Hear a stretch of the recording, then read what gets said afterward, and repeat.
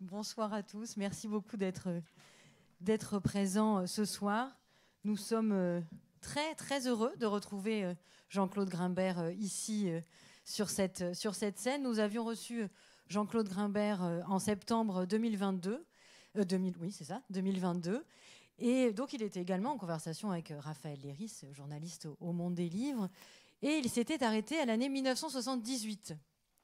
Alors, on était très frustrés et donc on s'est dit, bon, on va faire la suite. Donc, on est très, très heureux de recevoir Jean-Claude Grimbert et Raphaël Léris pour la suite de ce grand entretien. On verra quand il s'arrête.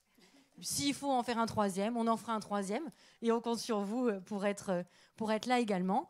Pour les personnes qui n'ont pas eu la chance d'être là pour la première rencontre, vous pourrez l'écouter et la visionner sur la chaîne YouTube du MAGE. Voilà. Et celle-ci aussi, bien sûr, mais là, vous êtes là, donc pas besoin de rattrapage.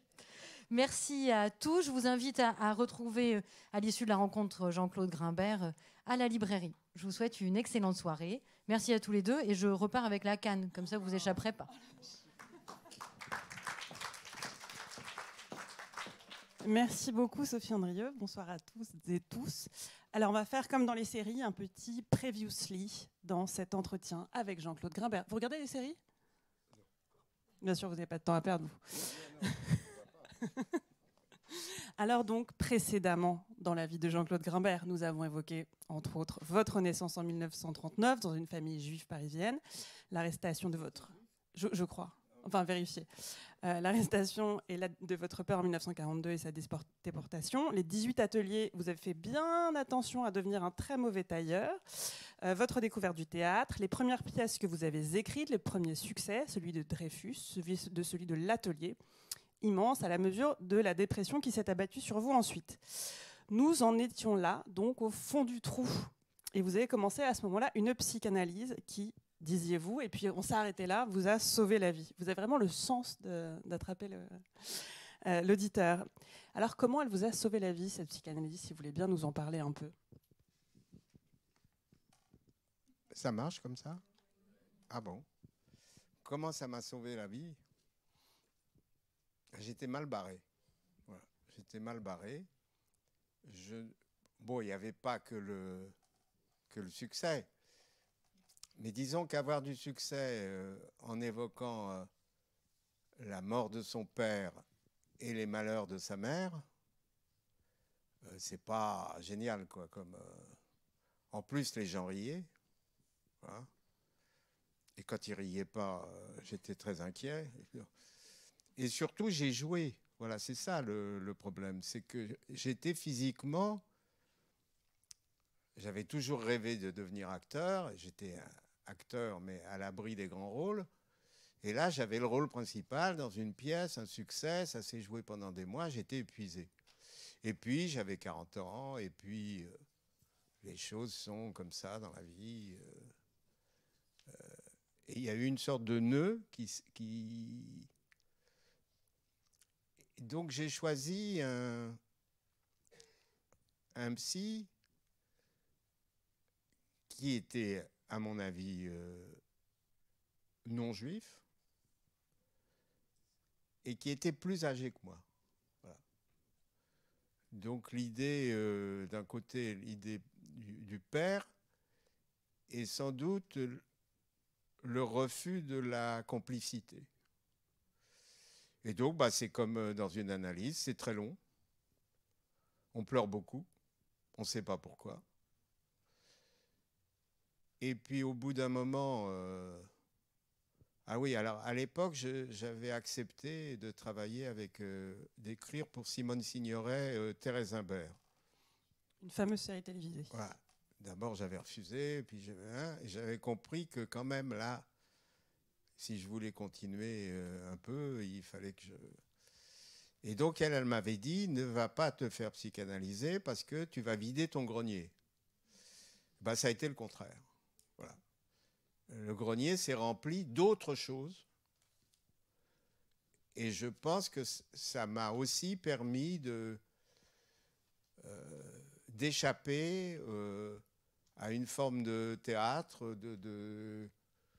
qui commençait à s'installer, quoi. Ça ça m'a conduit vers d'autres territoires, vers d'autres... les rêves sont devenus très importants, voilà. Mais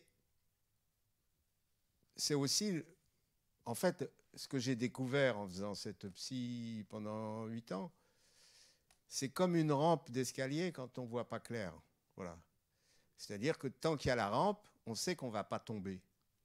Alors la psychanalyse, c'est une sorte de rampe.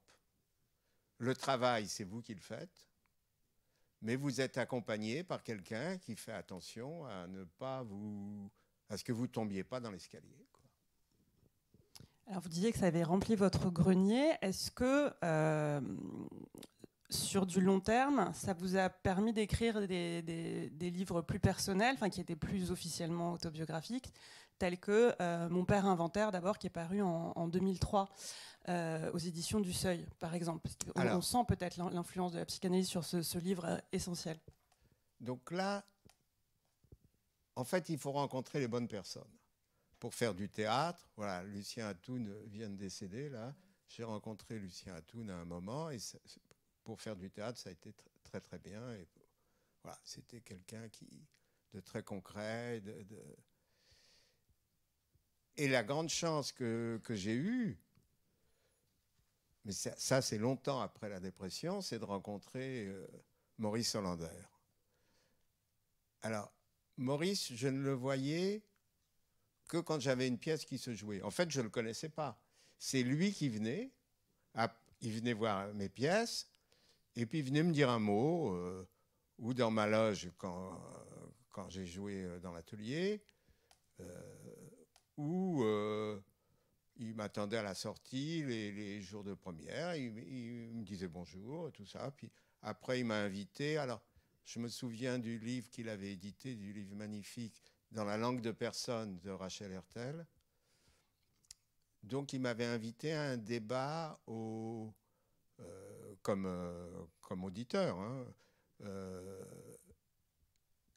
au musée à Beaubourg. Voilà.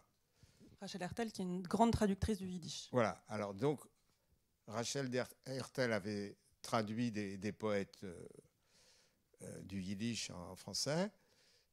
Et puis là, j'ai eu une conversation un peu sur le yiddish que bien sûr, je ne parle pas, et que Maurice parlait. En fait, Maurice savait tout, moi, je ne savais rien. Voilà. Ça ne le gênait pas, et ça a fini par ne pas me gêner non plus. Et puis un jour, il y avait une teinturerie en bas de chez moi, il y a une teinturerie, et lui, quand il était à Paris, il habitait pas loin, et il venait apporter ses vêtements, et donc je sors dans la rue, et je tombe sur Maurice qui sortait de la teinturerie. Donc on se connaissait comme ça, on avait parlé un soir ou deux, et il me dit, est-ce que vous n'avez pas quelque chose d'autre que du théâtre à me donner à lire? Bon. J'ai dit, si, j'ai des petites nouvelles que j'ai données à Actes Sud qui m'ont dit non. Et puis il y avait un texte auquel je tenais qui était une leçon de savoir-vivre que Arditi allait lire au Rond-Point. Et même ça, il ne voulait pas l'éditer chez Actes Sud. Et il y a un autre éditeur, Robert Bober m'avait envoyé chez son éditeur, qui avait été, et il m'avait dit c'est disparate. Donc je dis à Maurice, oui, j'ai des textes, mais ouais, il me dit donnez-les-moi. Alors je lui donne, il les lit et il me dit il en manque. Je dis comment ça il en manque? Oui, il en faut plus. Alors je dis mais on m'a déjà dit que c'était disparate, alors si j'en fais plus, ça va être encore plus disparate. Il me dit non, vous allez écrire avant les textes que vous avez voulu faire un livre disparate. Voilà. Comme ça, plus personne ne vous le dira. Et donc voilà, la chance, c'est-à-dire, c'est bien d'écrire, mais c'est encore mieux d'être lu. Voilà. Et le grand problème des auteurs en général, c'est qu'ils ne sont pas lus. Voilà. Donc il faut être lu par quelqu'un Dans le cas du théâtre, c'était très bien de rencontrer des gens qui acceptaient de lire, Et dans le cas avec Maurice, c'est très rare que quelqu'un vous demande est-ce que vous avez quelque chose à me donner à lire. Donc j'ai eu cette chance-là. Et ensuite, je pense que pour Pleurnichard, ça s'est passé un moment où il m'a dit il faudrait peut-être que tu fasses un autre livre. On s'était beaucoup parlé, on était devenus amis. Après Pleurnichard, il y a eu La plus précieuse des marchandises, alors c'est pareil, je l'avais donné à Actes Sud, et le jour même, je croise Maurice, qui me dit est-ce que tu as quelque chose pour moi? Alors je lui dis écoute, j'ai rien, mais tu n'as rien écrit. J'ai dit si, j'ai écrit un truc, mais je viens de le donner à Actes Sud, puis c'est pas du tout pour ta collection, c'est pas du tout pour voilà. Il me dit donne-le-moi quand même à lire, que je sache ce que tu écris, quoi. Donc alors je lui donne à lire. 1h30 après, il m'appelle et il me dit voilà, si jamais Actes Sud, ce qu'ils ne feront certainement pas, te dit non, sache que pour moi c'est oui. Je lui dis Maurice, c'est un conte, tu vas. Eh ben, ce sera un conte dans ma collection. Oui, on le verra beaucoup plus que dans une collection de contes. Voilà.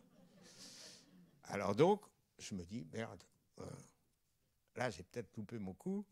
Et j'attends, et Actes Sud, et Actes Sud, et Actes Sud. Puis un jour, j'y vais, et je demande à la personne donc, qui dirigeait le théâtre, l'édition de théâtre, qu'est-ce qui se passe? Elle me dit, écoute, ils n'en veulent pas. Je dis, comment ça? Il y a 30 ans que je suis édité. Non, parce que moi, je voulais être dans une petite collection où j'avais déjà été édité et tout ça. Non. Bon, alors je fais le mec outré, puis je fonce, j'appelle Maurice, je lui dis voilà, ils n'en veulent pas. Bon, alors maintenant il faut que tu me donnes une preuve écrite de leur refus. Je dis mais pourquoi? Écoute, on va en vendre 100 000. Donc, si on en vend 2005, ce qui serait très bien aussi, ça n'a aucune importance. Mais le jour où on en aura vendu 100 000, il vaut mieux qu'on ait un papier prouvant qu'ils t'ont dit non. Voilà, parce que sinon, peut-être que sur un contrat, ils vont trouver une toute petite ligne disant que que tu devais leur soumettre et tout ça. Bon, alors je fonce chez Actes Sud, je vois mon ami qui s'occupe donc des éditions de théâtre, et je lui dis mais comment ils t'ont dit qu'ils n'en voulaient pas? Ils m'ont envoyé un mail, voilà, il y avait 2 collections qui avaient refusé. Alors je dis mais donne-moi les mails. Elle me dit mais pourquoi faire? C'est des mails qu'on m'a envoyés à moi. J'ai dit oui, c'était des mails qu'on t'envoie à toi sur un texte à moi. Elle dit mais qu'est-ce que tu vas faire de ces mails? C'est pour ma collection de refus. Voilà. Donc elle m'a donné les 2 mails que j'ai donnés à Maurice. Bien sûr, on n'a jamais eu à s'en servir et on a vendu beaucoup plus que 100 000. Voilà. Bon, donc là on est en 2019. Vous avez décidé de faire n'importe quoi. On va revenir. Oui. S'il vous plaît, on va suivre l'ordre. Ah oui. Vous êtes disparate, vous. Vous avez un peu évoqué Thérèse Imbert, mais donc à la suite du succès de l'atelier, la télévision, le cinéma vous font les yeux doux, y compris, c'est très, très su, François Truffaut, qui vient vous demander d'être un peu consultant en juif pour le dernier métro. Ça deviendra co-dialoguiste, mais c'est un petit peu expert en affaires juives. Il ne me demande pas ça. Hein. Il fait son film, il est en tournage, et par souci disons, de précaution, voilà, il a pris un Allemand pour jouer le juif. Cet Allemand, qui est un très bon comédien, ne sait absolument pas ce qu'il faut faire pour jouer un juif. Voilà.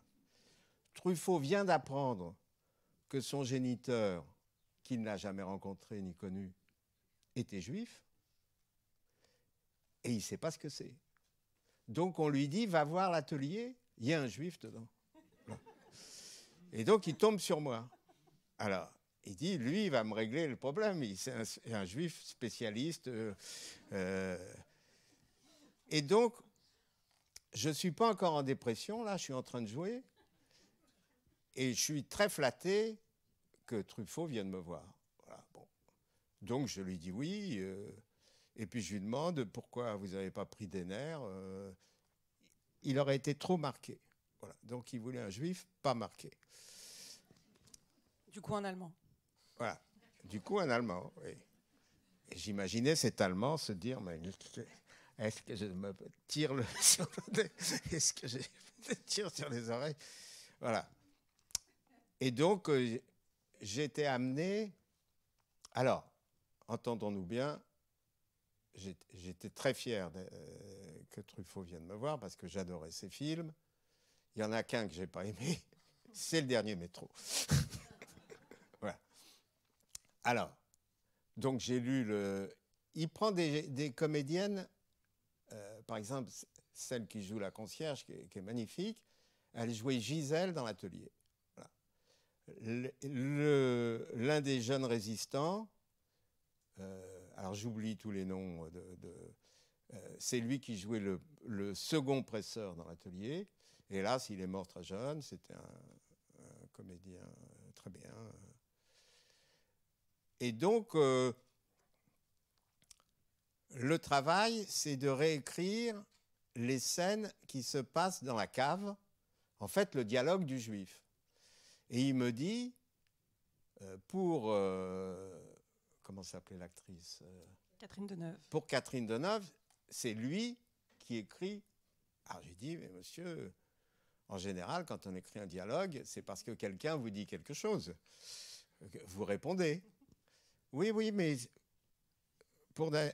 Bon, alors donc, ça commence mal. Lui ne voulait que m'écrire et moi, je ne voulais que parler au téléphone parce que quand j'écris, on ne peut pas lire ce que j'écris. Voilà. Et je fais des fautes d'orthographe. Alors, on leur a foutu mal. Voilà. Et donc, ça commence comme ça. Et puis, je lui propose de réécrire aussi les discours antisémites du critique. Parce que ça, j'adore faire ça. Voilà. Je suis un lecteur de Céline, voilà. Comme tout le monde en France. J'adore écrire des trucs antisémites. Voilà. Et donc, oui, alors, mon nouveau bouquin, on y viendra. Quand il est en vitrine, il est cerné par 3 Céline. Voilà. Donc, j'ai envie de casser la vitrine, mais je ne le fais pas à cause de mon livre. Voilà. Et j'ai dit du mal de Céline. On peut s'arrêter maintenant. Donc, où en étais-je? Vous en étiez à Truffaut qui voulait vous faire écrire que les parties qui est consacrées. Voilà. Alors donc, le film se tourne et tout, et puis je vais à une projection de travail, de fin de truc, et là je me fâche tout rouge parce que voilà, je trouve les 3 premiers quarts d'heure du film magnifiques. Mais ensuite, toute l'histoire d'amour et tout ça, ça m'a gonflé, terrible. Et je lui ai dit cette phrase, que je vous répète, que vous pourrez répéter la terre entière. Quand la Gestapo était dans la maison, on ne présentait pas son mari à son amant et son amant à son mari, on chiait dans son froc. Ce qui l'a fait beaucoup rire. Et je lui ai dit, à ce moment-là, les gens vont se lever et sortir du ciné. Alors, et puis je lui ai reproché Le Dernier Métro, qu'on ne voit pas le dernier wagon réservé aux Juifs. Voilà. Donc ça l'a fait beaucoup rire. Et il m'a dit, est-ce que vous voulez quand même que votre nom soit au générique? Alors j'ai dit, faites ce que vous voulez. Donc il m'a mis au générique. Donc j'ai été césarisé, enfin un petit peu, et j'ai touché des sous, pas beaucoup, puisque j'avais une toute petite part. Mais en fait, voilà. Et ensuite, il y a eu une sorte d'amitié qui s'est liée. Peut-être que j'étais le premier à lui dire sincèrement ce que je pensais d'un de ses films. Et puis on était censé en faire un autre. Mais là, ensemble, on avait choisi. Moi, j'avais déjà un sujet qui avait été refusé par tout le monde. Je lui avais proposé. Il m'avait dit oui. Et puis le cancer nous a battus. Voilà, de vitesse. Mais alors, c'était quoi ce sujet? C'est la guerre du lait. Vous voulez que je vous raconte? Mendes France. Mais alors, on va voir... Oh, là, on est mal. Oh.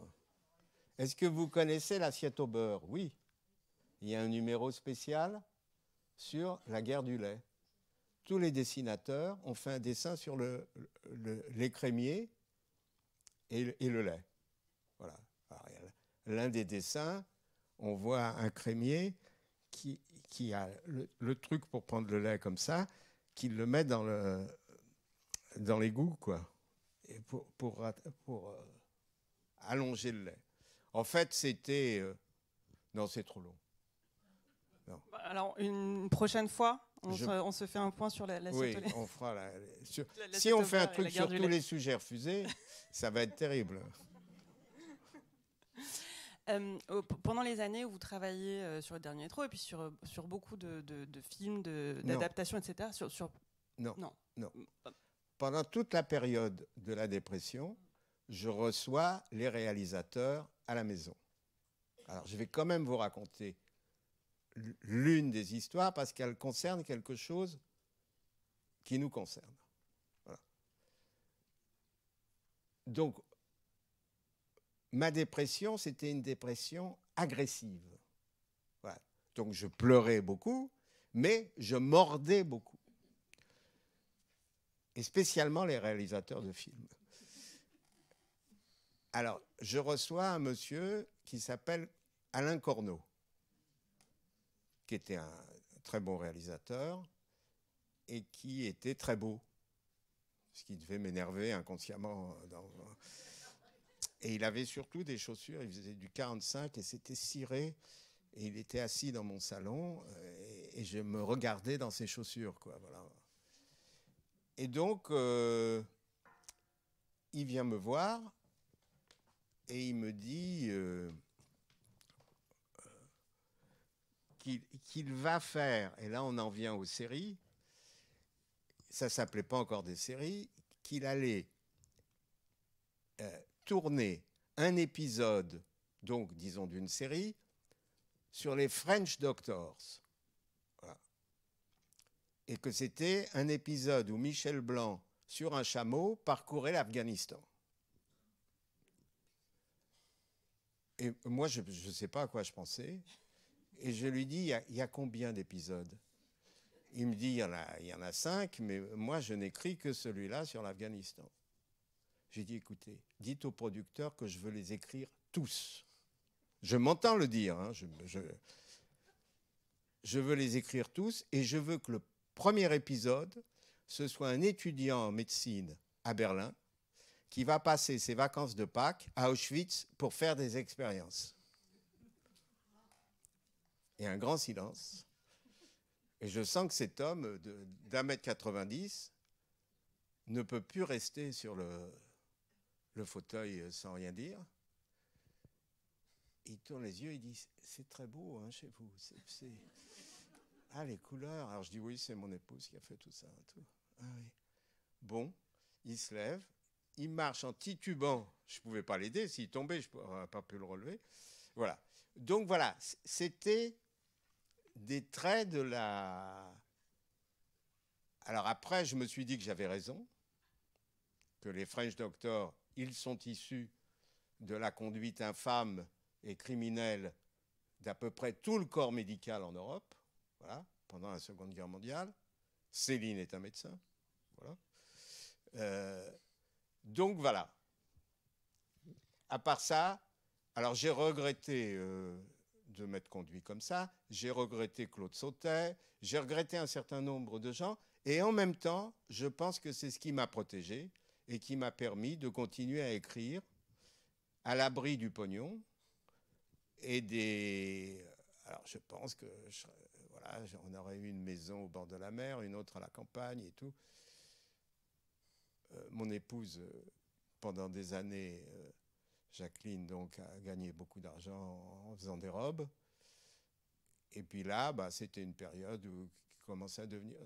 Mais, voilà, c'était... c'est comme l'échec de Dreyfus à New York, sur Broadway. Je pense que ça m'a sauvé, d'une certaine manière. C'est-à-dire que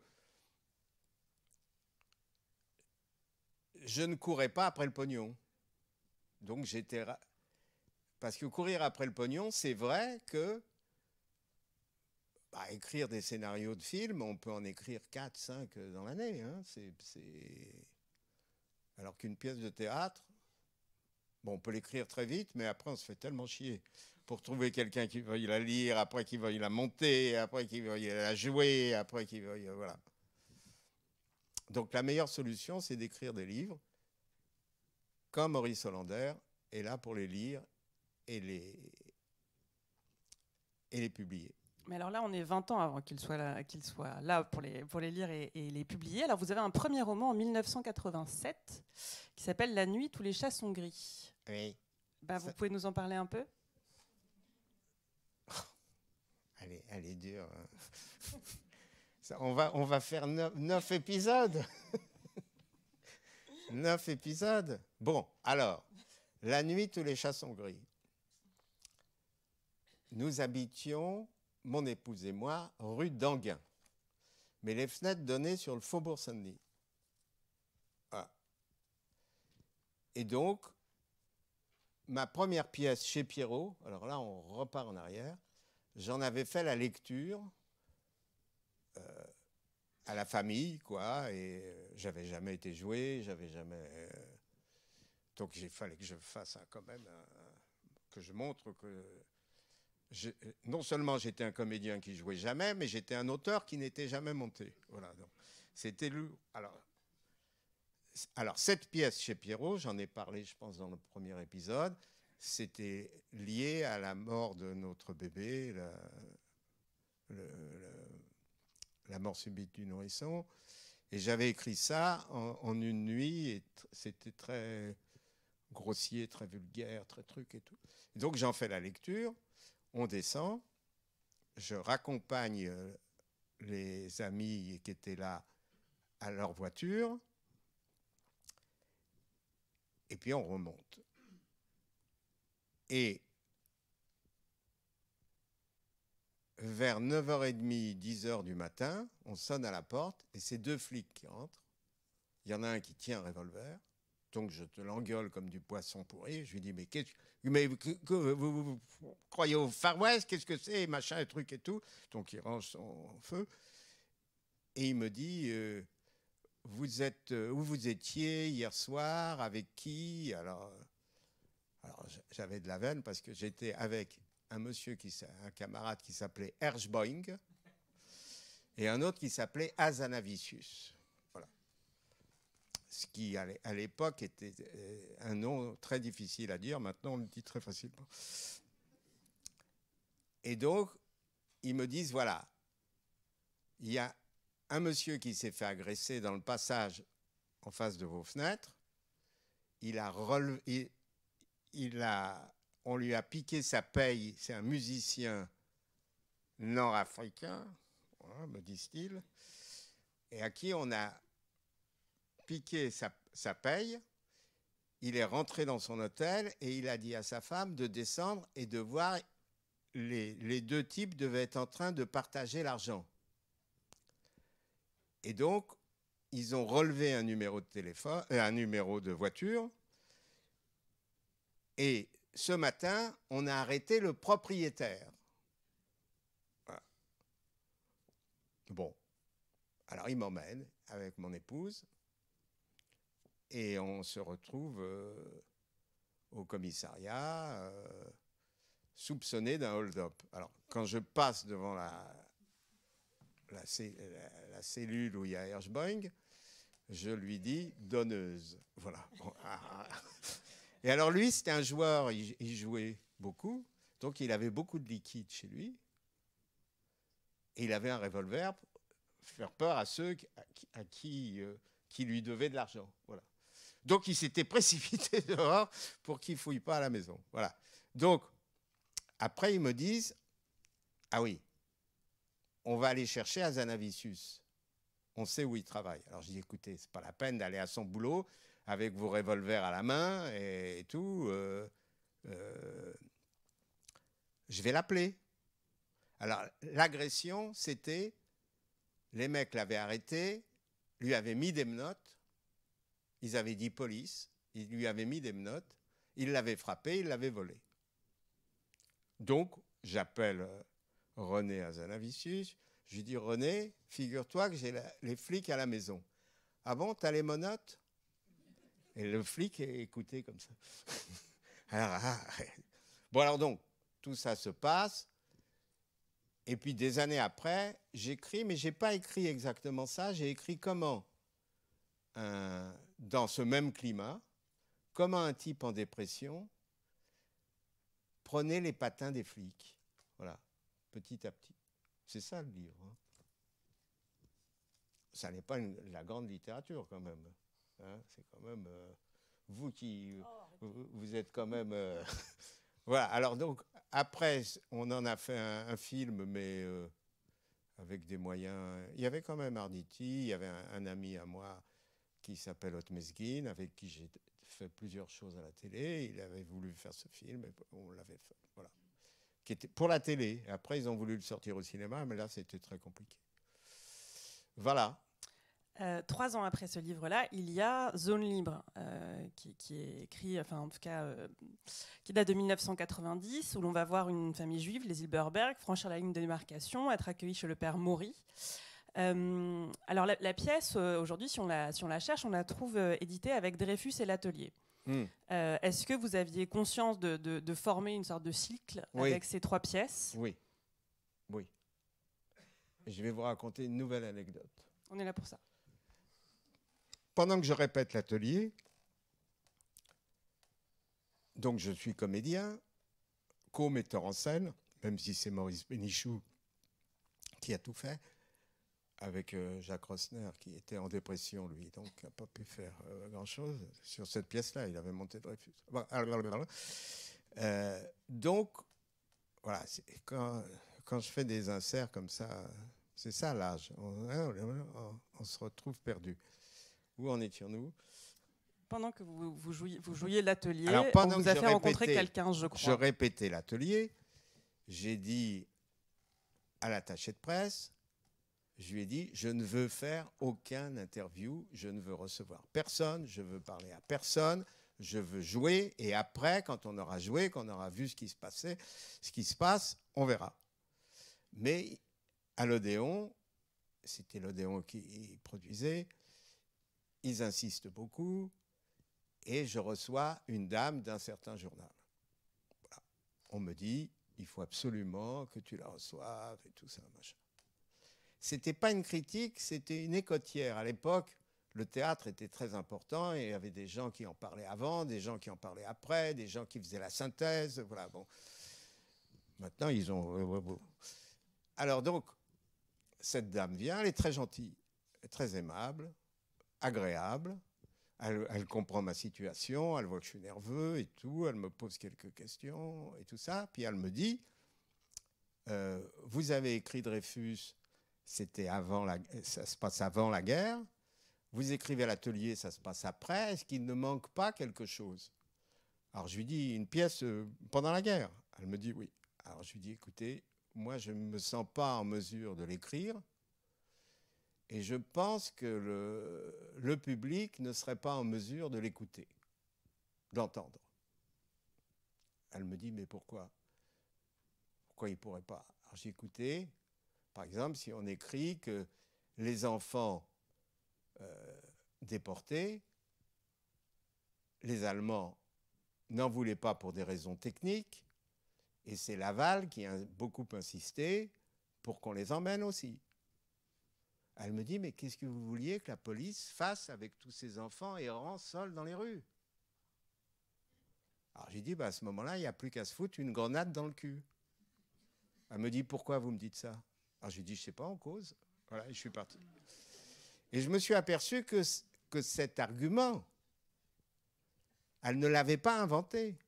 C'était un argument que beaucoup de gens avançaient, enfin beaucoup, que des gens dans son milieu avançaient. Voilà. Et je l'ai retrouvé dans... Donc, et quand même, 12 ans après, vous avez fini par écrire votre pièce sur l'occupation voilà. à hauteur de familles individuelles. Voilà. il y avait à la fin de Zone Libre, il y a le personnage, le héros, le père de famille. Père Maury. Non. Ah, le père Zilberberg. Le Simon, voilà,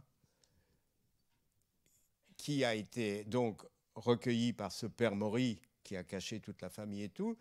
Et le père Maury, à la fin,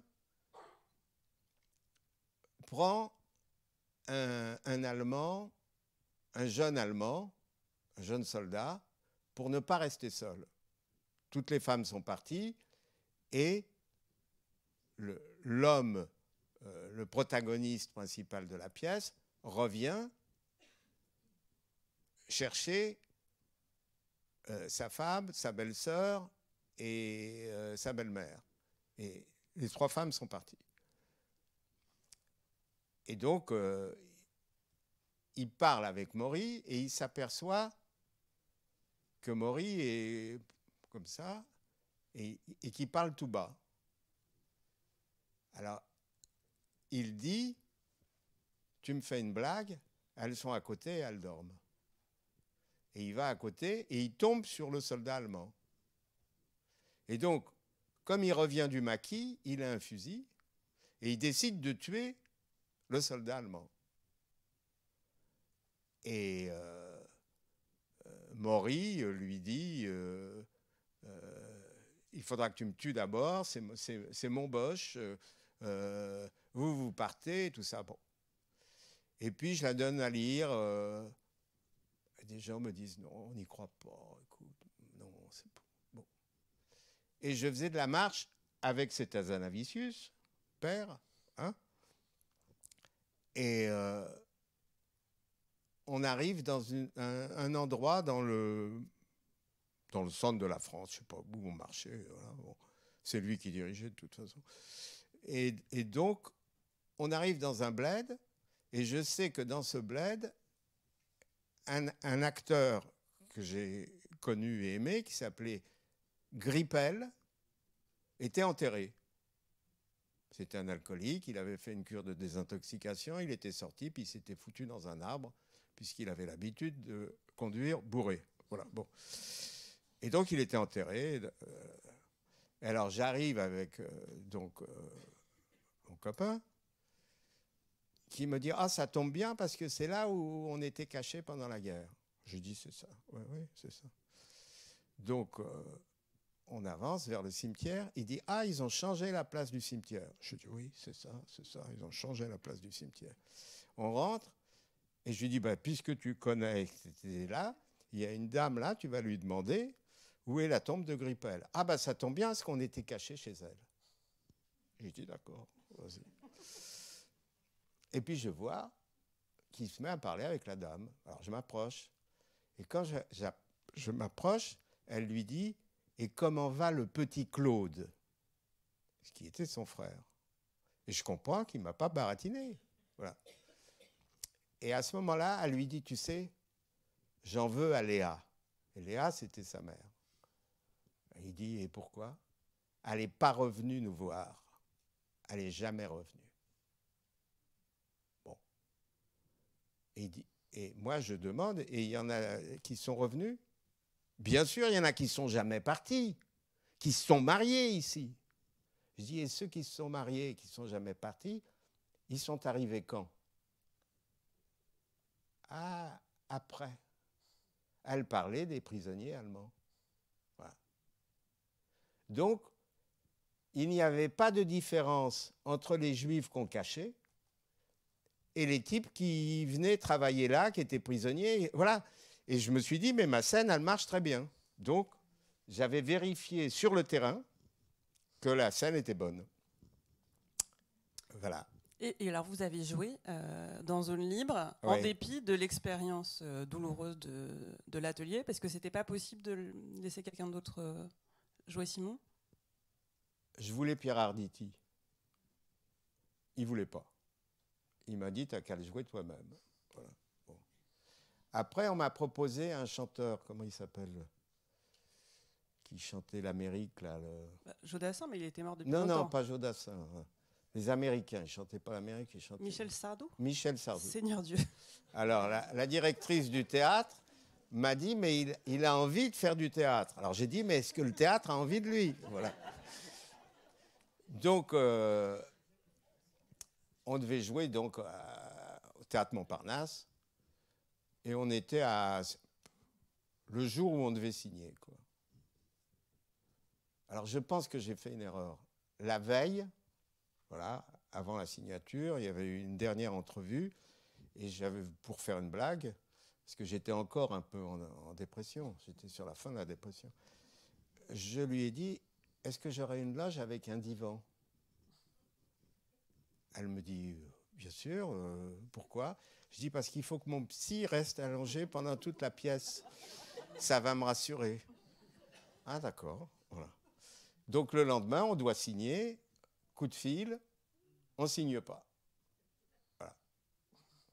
Donc je me suis retrouvé... alors, je devais jouer, hein. Et puis donc, on a trouvé après la colline. Et la colline, on a monté. Alors, il y avait des gens qui produisaient, on avait commencé à Orléans.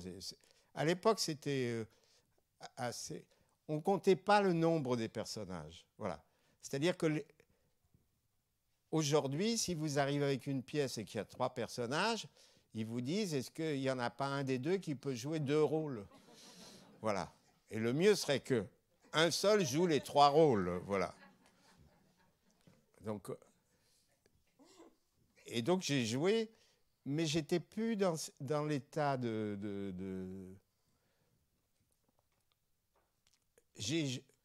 c'est pas comme dans l'atelier aussi, il y avait des comédiens qui voulaient jouer. On m'avait proposé Jean-Pierre Mariel. J'adorais Jean-Pierre Mariel, mais je ne le voyais pas.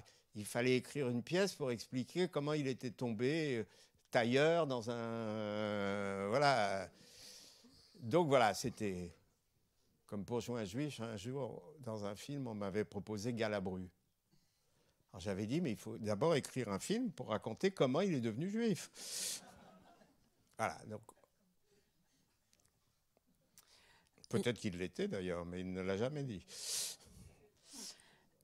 Dans vos livres, il y a des histoires qui se répercutent. Alors, je pense par exemple à cette histoire de 2 parents dont une fille a été déportée et est morte en déportation, et l'autre est devenue nonne, était cachée, devenue nonne. Et alors, vous la racontez dans Mon père inventaire, et puis ça a donné une pièce, Vers toi, terre promise. C'est une histoire vraie. C'est une histoire vraie. Ça a donné aussi, donc ça a nourri cette pièce, Vers toi, terre promise, sous-titre Tragédie dentaire.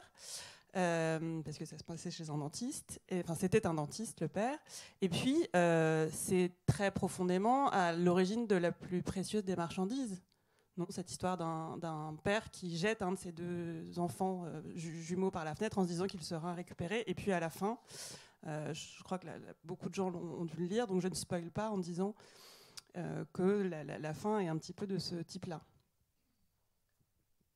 Oui. Non,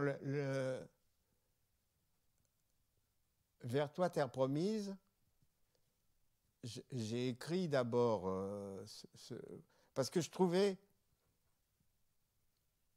Ma mère voulait absolument que j'aille chez ce dentiste, et lui, il me faisait peur, parce qu'il mordait toujours son truc comme ça, et il était très triste, et sa femme était très triste. Voilà, c'était des gens...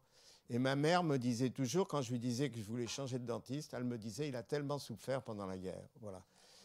Alors je lui disais, mais toi aussi, tu as souffert. Elle disait, c'est pas pareil. Voilà. Donc pour elle, c'était le comble de la souffrance, et je pense que c'était vraiment affreux, quoi. Et ils ont fini par partir en Israël. C'est-à-dire, j'ai raconté scrupuleusement. Et donc, une fois que j'ai écrit ce petit texte dans Mon père inventaire, il y a une dame, comment on appelle ça dans les lycées, une documentaliste, proviseur. Voilà, du lycée Lamartine, qui me dit qu'elle vient de lire le texte et que il va y avoir une plaque qui va être inaugurée des élèves déportés ayant fréquenté le lycée Lamartine, sur lequel il y aura la sœur déportée, et viendra de Belgique la sœur devenue bonne sœur, qui dirigeait l'ensemble des écoles religieuses en Belgique et qui avait été l'adjointe un genre de ministre de l'éducation à Rome, auprès du pape. Voilà, donc, et qu'elle venait pour l'inauguration de la plaque. Et que si je voulais la rencontrer, elle pouvait organiser une rencontre. Et là, j'ai dit non, je ne veux pas la rencontrer. Et c'est là que j'ai pensé écrire la pièce. Voilà. Je ne voulais pas me mettre au service de la vérité, je voulais rester sur mes impressions d'enfant, voilà, de ce que j'ai ressenti, moi, face à cette histoire. Donc, c'est une sorte de texte historique, mais non documenté sérieusement, quoi. Voilà, parce que je pense que, bien sûr, la lettre, j'ai pas eu, elle n'a pas écrit cette lettre. En plus, j'ai appris plus tard qu'ils avaient eux aussi été cachés dans le couvent dans lequel ensuite elle est devenue nonne, et que leur vie...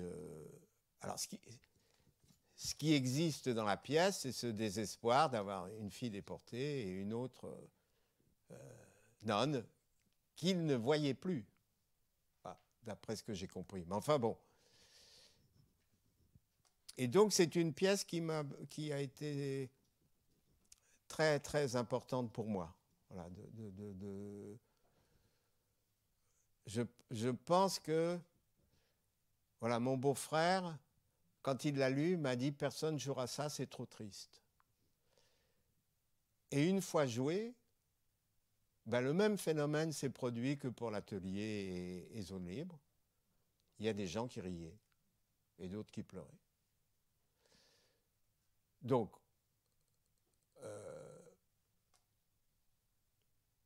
je pense que la vertu du théâtre, je ne suis pas sûr que ça se passe pareil au cinéma, mais que la vertu du théâtre, la présence d'humains face à d'autres humains, fait qu'on peut raconter des choses horribles, affreuses, et qu'il peut quand même y avoir, comme dans la vie, comme pendant qu'on vivait des choses horribles et affreuses, le rire reste présent. Voilà. C'est affreux à dire, mais il n'y a pas de situation qui ne soit que... si les enterrements, en général, vous évitez de rire, mais quand quelqu'un rit à un enterrement, c'est un très gros rire, quoi. Voilà, moi, ça m'est arrivé d'avoir une crise de rire. C'est affreux, quoi. Voilà, bon. Et donc, on peut pleurer aussi parce que quelqu'un a une crise de rire.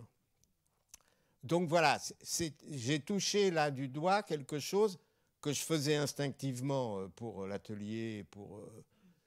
Et là, c'était plus instinctif. Voilà, c'était faire confiance aux interprètes qui mettent de l'humain, ce qui n'est pas forcément présent dans un livre de souvenirs ou de fiction. Voilà, c'est l'humain. C'est pour ça que je pense que le théâtre devrait pouvoir continuer malgré tous ces ennuis de toutes sortes.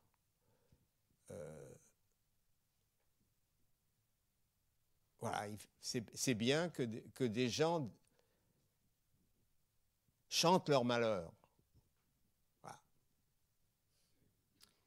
Mais cette part d'humanité, de chair et d'ambivalence possible, et de place du tragique et du grotesque dans le même mouvement, c'est aussi ça qu'on retrouve dans le conte, qui est la plus belle des marchandises. Voilà, vous disiez, mais on le pas possible dans la retrouve. littérature. On le retrouve si on veut, si on peut. Enfin, vous le mettez. Oui. moi, je m'en occupe pas, en fait. Je me dis pas, je vais faire des choses que des gens puissent rire. C'est-à-dire, c'est ma manière. Voilà. Mais c'est une manière involontaire. C'est pas une manière voulue. J'en suis conscient maintenant de cette manière, mais je n'essaye pas de la... D'ailleurs, je serais bien embarrassé de dire qu'est-ce qui va faire rire dans... Alors, vous nous avez déjà évoqué un peu plus tôt, donc on a le grand succès de la plus précieuse des marchandises. Est-ce qu'il vous a étonné? Est-ce que vous pensez qu'il a été bien lu?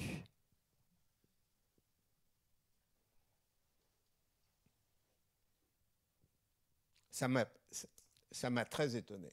Voilà, ça m'a très étonné. Personne n'est à l'abri d'un grand succès. J'avais connu, Dreyfus a été un succès énorme, mais c'est... Voilà, ça ne se prolonge, ça a été joué à peu près dans le monde entier. Mais voilà. Par exemple, Dreyfus, depuis 1973, ça n'a jamais été remonté à Paris. Voilà. Ça va l'être dans un théâtre très modeste. Je viens d'avoir la demande aujourd'hui. Ça va être à l'Épée de Bois, à la Cartoucherie. Voilà. Donc c'est une équipe très, très modeste, mais qui... Donc, reprécisez votre question. Est-ce que vous pensez que... Alors, je vous demandais si vous aviez été étonné du succès de la plus précieuse des marchandises, mais aussi est-ce que vous pensez qu'il a été bien lu? Ça n'est pas mon problème. Ça n'est pas mon problème. C'est-à-dire... Enfin, c'est un livre qui veut transmettre quelque chose, donc c'est pas votre problème et ça l'est un petit peu.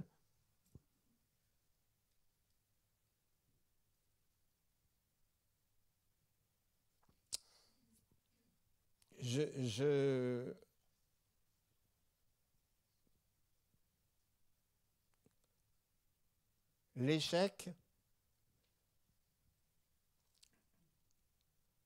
c'est-à-dire la seule trace que le livre ait lu, c'est qu'en fait, des tas de gens le lisent. Je vois quand ma fille, Olga, elle fait des lectures, il y a rien, il n'y a pas de décor, il n'y a pas de... Les gens pleurent en l'écoutant. Voilà. Donc, quand ça a été monté au théâtre, voilà, c'est quelque chose, les gens qui le lisent ont envie d'en faire quelque chose. Ils ont envie d'en faire un film. Là, on est en train de tourner, justement, Michel Hazanavicius est en train de réaliser un film animé. Ça dure 5 ans, ça coûte très cher et tout ça, machin. Le producteur qui est là dans la salle aujourd'hui, il l'a lu, 1 heure après, il m'a demandé les droits. Voilà. Donc, c'est quelque chose que je n'ai pas vu venir. Et sans doute que chez Actes Sud, ils ne l'ont pas vu venir. Peut-être que Maurice l'a vu venir. Mais on ne se prépare pas au succès. Voilà. Alors, après, vous avez des gens qui ont voilà, des gens qui vendent à 100 000 minimum chaque bouquin.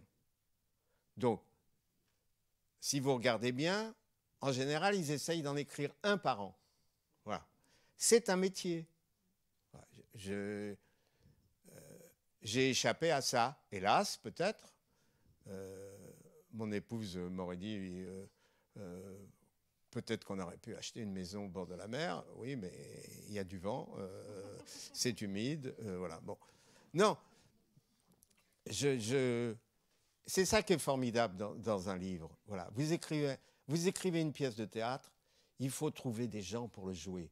Vous savez, moi, des fois, je vais voir l'atelier, des gens, enfin, j'allais voir l'atelier, on me montrait le type qui jouait Léon, je disais, c'est fini, c'est foutu, voilà. Et je le disais au metteur en scène, il me disait, mais non, tu vas voir. Puis à la fin, il disait, oui, tu as raison. Voilà. Bon.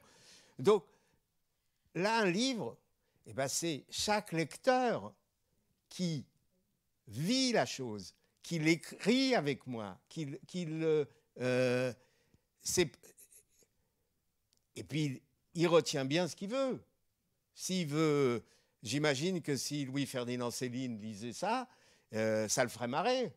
Voilà. Il dirait, ils sont toujours en train de chialer, toujours, voilà, ils jettent les enfants par les fenêtres, et après ils viennent se plaindre. Voilà. Bon. Puis vous savez, même 100 000 exemplaires, c'est une goutte d'eau. C'est une goutte d'eau. Hein. Alors même avec toutes les éditions, il y a eu 20 langues différentes. Bon, moi, je ne peux pas imaginer ça. Après, je l'ai imaginé. J'ai dit, je vais écrire. J'ai écrit Jacqueline. J'imaginais rien non plus. Mais sur après, votre épouse. Voilà. Après, je me suis dit, quand même, s'il y en a eu plus de 120 000, 130 000 avec le poche, 140 000 avec le poche, je vais peut-être en vendre quand même un tiers. Bon, pas du tout. Bon, c'est redescendu à des ventes qui sont de bonnes ventes, puisqu'on m'explique qu'à partir de 2005, c'est de très bonnes ventes. Et on me félicite. Voilà, tu es à plus de 3 000. Voilà, bon. Donc, bah, voilà, c'est comme ça, quoi. Mais je ne cherche pas à savoir comment c'est reçu. Je constate qu'une simple lectrice lit, les gens pleurent, et certains rient à certains endroits. Voilà. Mais pour le lecteur seul, et c'est ça qui fait la richesse du... Moi, qu'est-ce qui m'a sauvé la vie avant que ce soit la psy? C'est la bibliothèque municipale. J'en ai parlé dans le premier épisode, vous n'étiez pas là. Bon. Et c'est vrai, mais je n'avais pas l'impression d'être ému par quoi que ce soit. Il fallait que je lise, que je lise, que je lise, que je lise, que je lise, que je lise, que je lise. Comme il y a des gens qui bouffent. Moi, on me sert un verre de vin. Je demande le prix. C'était quel prix, la bouteille? Si c'est très cher, c'est bon. Si c'est pas cher, oui. Voilà. Je n'ai aucun goût. Donc, il y a des gens qui ont du goût. J'imagine qu'il y a des gens qui n'ont pas aimé la plus précieuse des marchandises. Mais je n'en ai pas rencontré. Voilà. Le reste, Jacqueline, il y a une dame qui m'a écrit une lettre formidable, qui m'a dit mais de quoi vous vous plaignez? Vous avez vécu 60 ans avec la même bonne femme, qui était pleine de pognon, vous habitez rue de Seine, vous avez été aux Barbades, vous avez été aux Antilles, vous avez été à l'île Maurice, vous passiez votre temps en vacances, et bien ça a une fin. Voilà, ça a eu une fin. Donc ben voilà, les gens sont libres Et puis, ceux qui viennent de perdre leur femme ou leur mari dans l'année, ils m'écrivent des lettres, ils ont envie de pleurer. Ils ont envie de pleurer. C'est la propre histoire de chacun qui se lit dans les livres. Ah, c'est pas l'histoire qu'on écrit.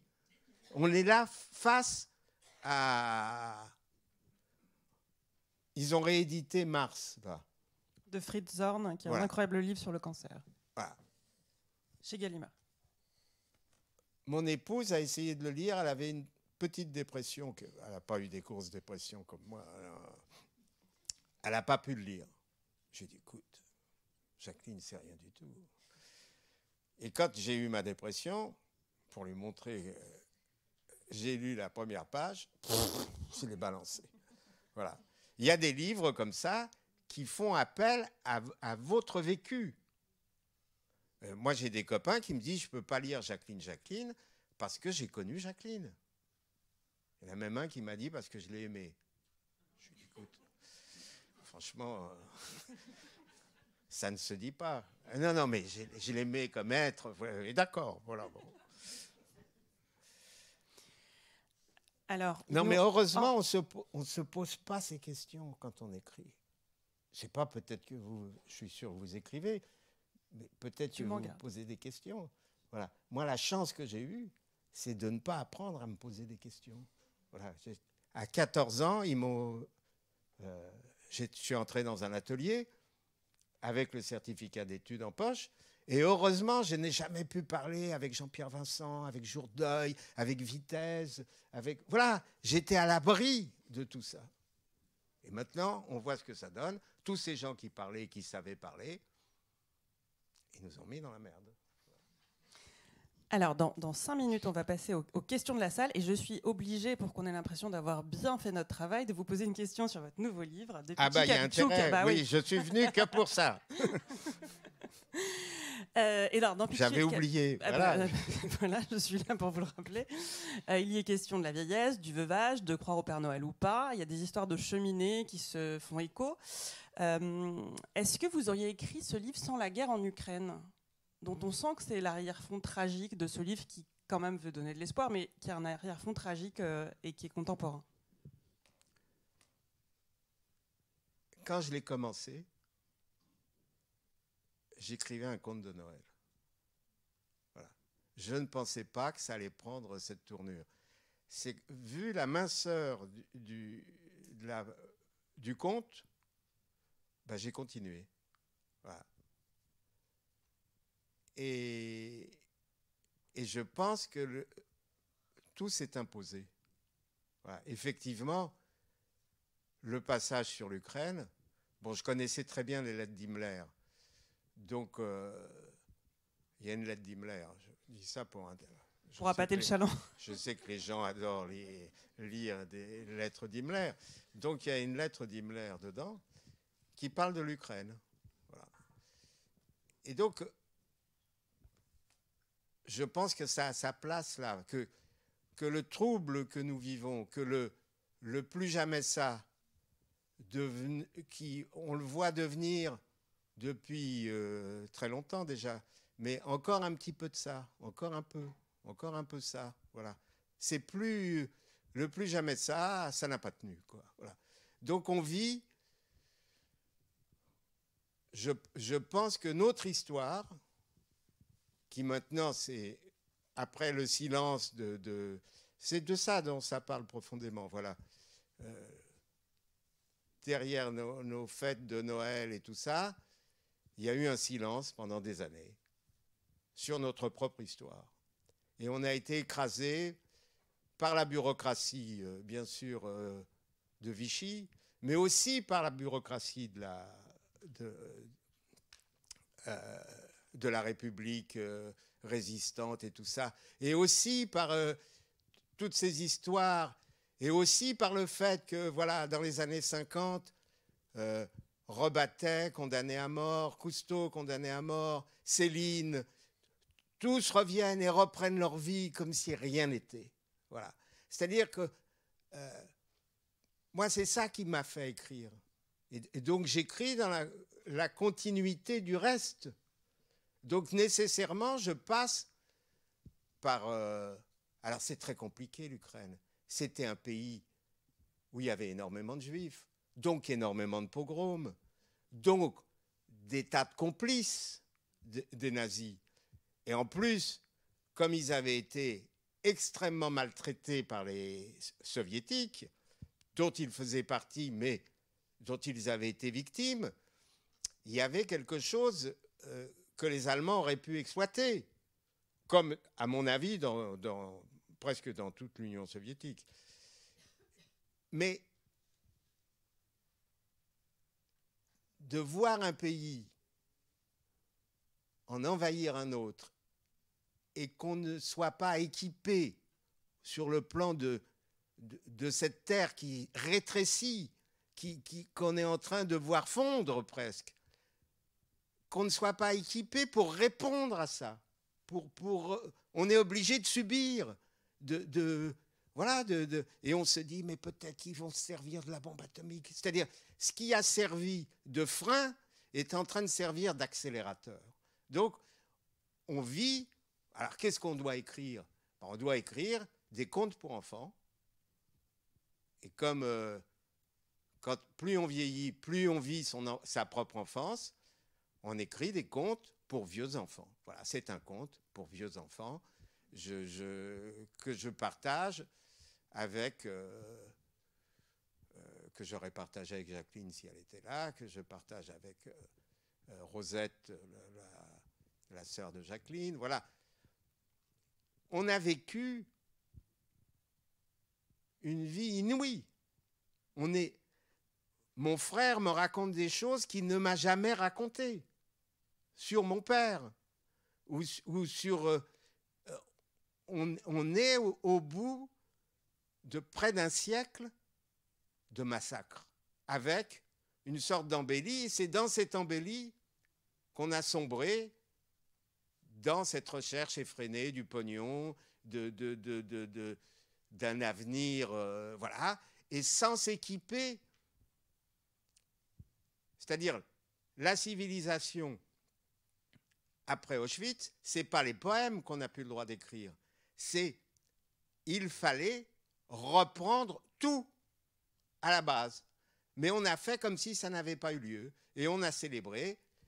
Moi, je me souviens, quand on partait dans les vacances dans les pays frères, voilà, je me vois en Tchécoslovaquie en train de lever le drapeau français, lever le drapeau tchèque, lever le drapeau rouge, prêter serment. Voilà, on était entraînés dans une histoire monstrueuse. C'est une histoire monstrueuse qui nous est arrivée. Le communisme, on pensait que ça allait... Qu'est-ce qui reste du communisme ? Quelques attardés mentaux. Voilà. Et des laideurs dans toutes les villes où ils ont construit des trucs.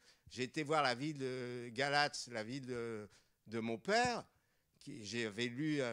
J'avais même vu un dessinateur qui avait fait des dessins sur Galatz et tout. C'était un endroit au bord du Danube, c'était charmant. C'est une horreur.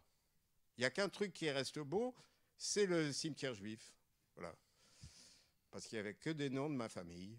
Voilà, Goldenberg, Segal, voilà, bon, Grimbert. Bon, voilà, je m'exalte un peu. C'est parce que j'ai pas mangé. Quand je ne mange pas, et quand je vois tous les livres de Céline dans les vitrines, ça m'énerve terriblement. Voilà. Alors, jeunes et vieux enfants, la parole est à vous. Un micro va circuler si vous avez des questions pour Jean-Claude Brimbert, même s'il a faim. Non, je n'ai pas faim. C'est fini tout ça.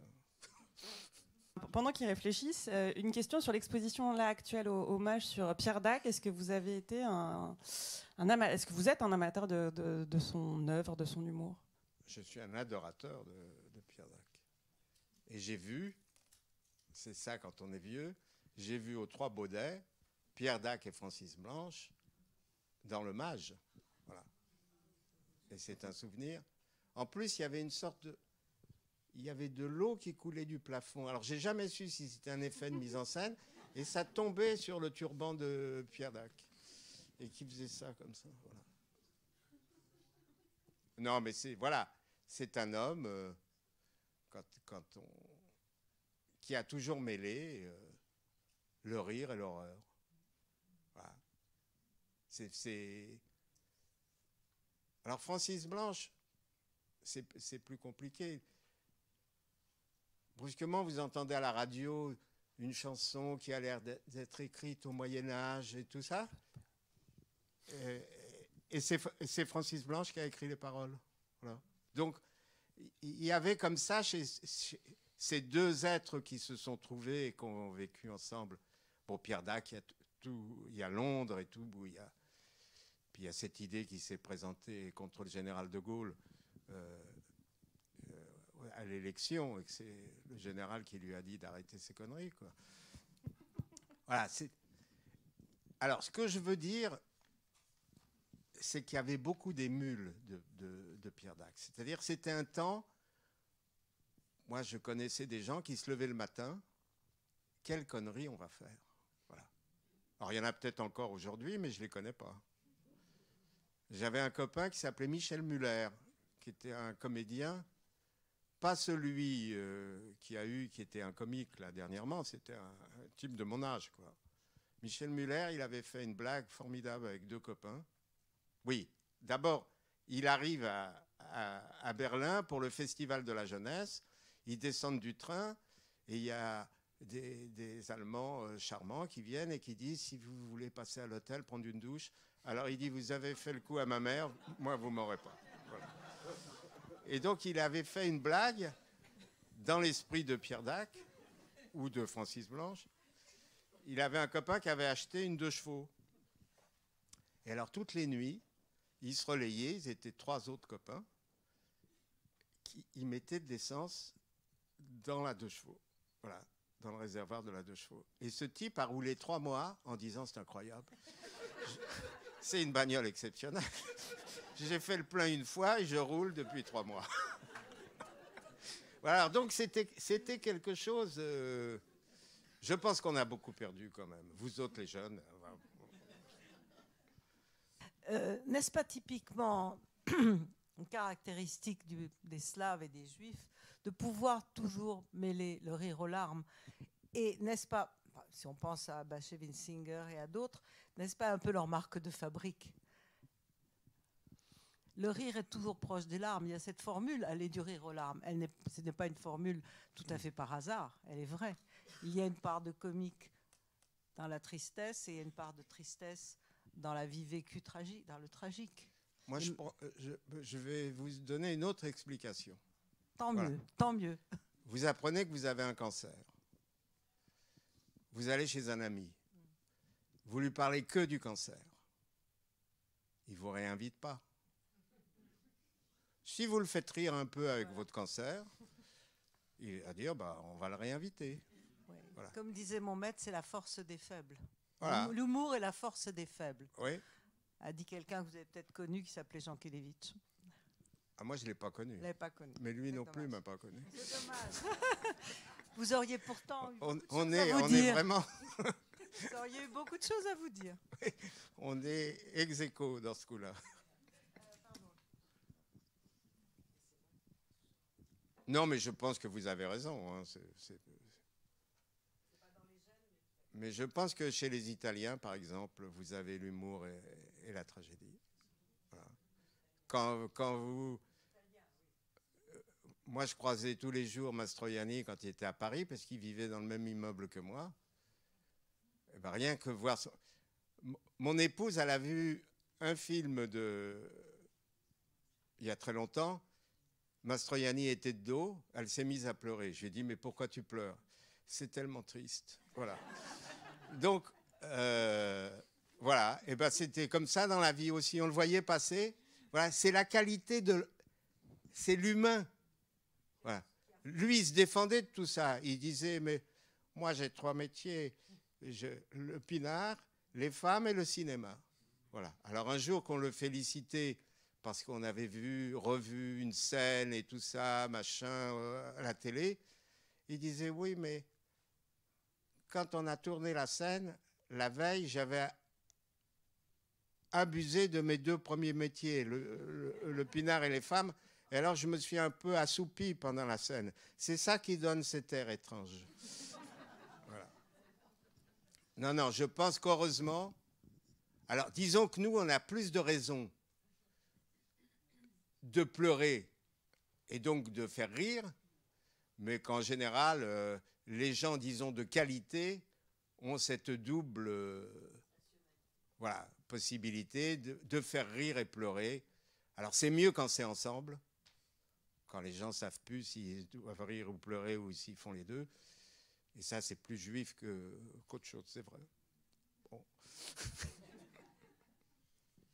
J'ai lu que la moitié du dernier livre, Pichika Pichouk, mais je trouve qu'il y a un lien entre Jacqueline et celui-là. Je voulais savoir si c'était mon imagination ou si tout d'un coup, dans ce tout dernier livre, c'était pas vous qui aviez décidé de partir dans l'au-delà et votre femme, qui est cette dame, cette Rosette Rosenfeld, ou Rosenberg d'ailleurs, qui serait restée toute seule avec sa tasse de thé et son citron qu'elle n'arrive pas à fourguer au Père Noël. C'était prévu comme ça. Hein. C'est prévu comme ça. C'était prévu comme ça. Il oui. était convenu entre elle et moi que je devais partir le premier et qu'elle rangerait tout. Voilà. Feignant. Donc elle était inquiète pour les bouquins. Qu'est-ce que je vais faire des livres? Non, vous êtes une très bonne lectrice parce que c'est exactement ça. C'est-à-dire que après Jacqueline, je continuais à écrire le livre sur elle et nous, sur nous. Voilà. C'est-à-dire, dans la rue, pouvais pas dire, tiens, j'ai fini le livre, c'est fini. Donc, je continuais. Avant, on passait nos après-midi assis aux terrasses des cafés. Je ne peux plus m'asseoir dans un café plus de 2 minutes. Voilà, elle n'est pas là. Si je vais dans un endroit où elle n'a jamais été avec moi, je ne peux pas rester, elle n'a jamais été là avec moi. Si je vais dans un endroit où elle était là avec moi, c'est insupportable qu'elle ne soit plus là. Donc j'étais face à ça. Et je pense que tous ceux qui ont perdu leur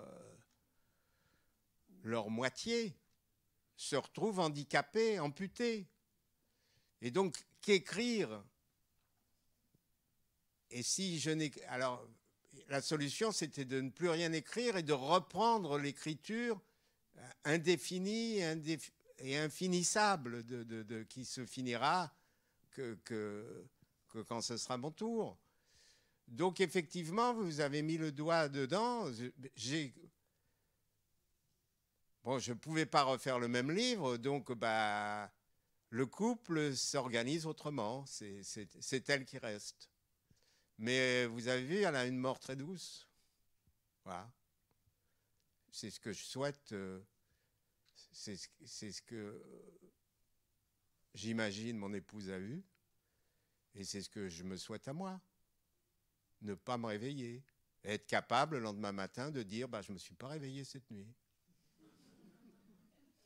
Alors il y a une chose aussi, c'est le suicide. Mais moi, je n'ai jamais pris une décision importante sans la regretter le lendemain. Donc je ne peux pas...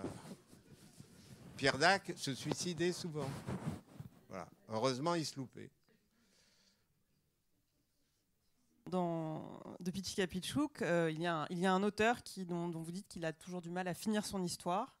Quand même, comment est-ce que vous voulez qu'on finisse cette rencontre ? Eh bien, sur Pichik et Pichouk, voilà, sur les livres, sur ceux qui les font. Voilà, j'ai fini le livre sur Maurice Hollander. Voilà. Je peux dire qu'il est le co-auteur. Il est le co-auteur du livre, puisque tous les 2 jours, je l'appelais, je lui disais non, je vais laisser tomber, je vais laisser tomber. Il me disait non, non, continue. Et pourquoi ? Comme ça, on va voir ce que ça donne. Voilà. Donc c'est comment finir ? Voilà, il y a quelqu'un qui m'a écrit un petit mot en me disant que j'avais écrit un livre sur comment finir. Et comment finir ? Comment on finit ? Comment tout le monde va finir ? Comment les livres finissent ? Comment les histoires qu'on raconte ? Moi, je m'aperçois que depuis que je suis tout seul, je n'arrête pas de jacter dès que j'ai des auditeurs. Voilà. Alors, Jacqueline serait là, elle me dirait « t'as toujours été comme ça ». Voilà. Mais donc finir, en fait, on ne finit pas. C'est-à-dire que les livres s'organisent sans nous. Voilà. Il y a quelque chose, et c'est ça que l'analyse m'a appris. C'est que je n'ai pas besoin de penser à ce que je vais dire ou à ce que je vais faire. Il faut dire et il faut faire. Et quand on écrit, il faut écrire. Et pendant des années, voilà, dans ce premier livre-là, ce faux polar dont vous avez parlé tout à l'heure, La nuit, tous les chats sont gris. La nuit, tous les chats sont gris, le téléphone sonne quelques jours après la sortie du livre, et il y a une dame qui me dit, une voix féminine qui me dit « Vous êtes Grimbert ?» Alors je dis « Oui. »« Vous êtes l'auteur ?» Je dis « Oui. » Elle dit « Je suis en train de lire votre livre. » Je dis « Ah bon, c'est vous ?» Voilà. Donc, c'est comme ça, quoi. C'est les autres qui vous font parler. C'est pas vous qui parlez. Et alors, elle m'a dit, moi aussi, j'écris. Alors, je lui ai dit, mais vous écrivez quoi ? Ah, surtout dans ma tête. Et pour ne pas devenir comme elle, un auteur dans sa tête, il faut bien que j'ai du mal à me relire, bien que j'ai du mal à construire, bien que je dois reprendre, et puis douter, comme si j'avais jamais rien écrit, eh ben, sinon je continuerai à écrire dans ma tête. Voilà. Et je pense à cette dame, je me dis, c'est peut-être mieux d'écrire sur du papier, quoi. Sur cette sage conclusion, nous allons terminer cette rencontre. Mais j'engage Pitchik et Pitchouk est une de mes œuvres majeures. Que vous allez pouvoir retrouver à la J'ai librairie à l'étage. J'ai beaucoup douté en l'écrivant, mais une fois que je l'ai lu, à tête reposée, j'ai trouvé ça magnifique. Merci beaucoup, bonne soirée.